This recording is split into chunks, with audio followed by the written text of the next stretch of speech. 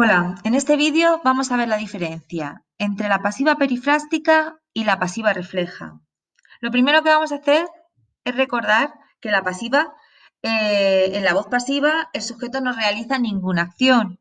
A este tipo de sujetos que no realiza acción se le llama sujeto paciente. Hay dos tipos, como os decía, hay dos tipos de pasiva, la pasiva perifrástica y la pasiva refleja. La pasiva perifrástica se forma con los verbos en voz pasiva que se hacen con el verbo ser más el participio. Los verbos en voz pasiva se forman con el verbo ser más el participio, igual que en inglés. Estas pasivas perifrásticas están formadas por un sujeto paciente, un verbo en voz pasiva y el complemento agente. El sujeto paciente no realiza ninguna acción, sino que la padece. El verbo en pasiva se forma con ser más el participio y el complemento agente es un grupo preposicional introducido por la preposición por, que es quien realiza la acción verbal. Fijaos en este ejemplo. El ordenador fue arreglado por el especialista.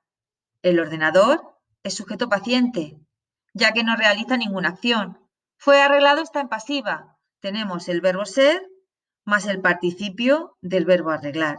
Y por el especialista es el complemento agente, porque es el que realiza la acción. Es un grupo preposicional introducido por la preposición por que realiza la acción del verbo. La pasiva refleja se forma con la partícula se. En estas oraciones el verbo está en activa, pero su significado es pasivo. ¿Qué significa eso? Que aunque el verbo esté en voz activa, el sujeto es paciente y por tanto no va a realizar ninguna acción. Fijaos, se convocaron manifestaciones por todo el país. Se es la marca de la pasiva refleja. Manifestaciones es el sujeto de convocaron porque concuerda en número y en persona. Además, puedo ponerlo en una pasiva normal, en una pasiva perifrástica, sin complemento agente. Yo puedo decir las manifestaciones fueron convocadas por quien sea. Entonces, fijaos, tengo el se, el verbo está en activa, pero el sujeto no realiza ninguna acción.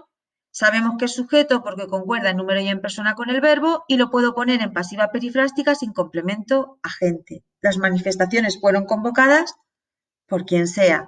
Pues bien, muchas gracias por vuestra atención y como siempre espero que estos pequeños vídeos cutres os sirvan de ayuda. Muchas gracias.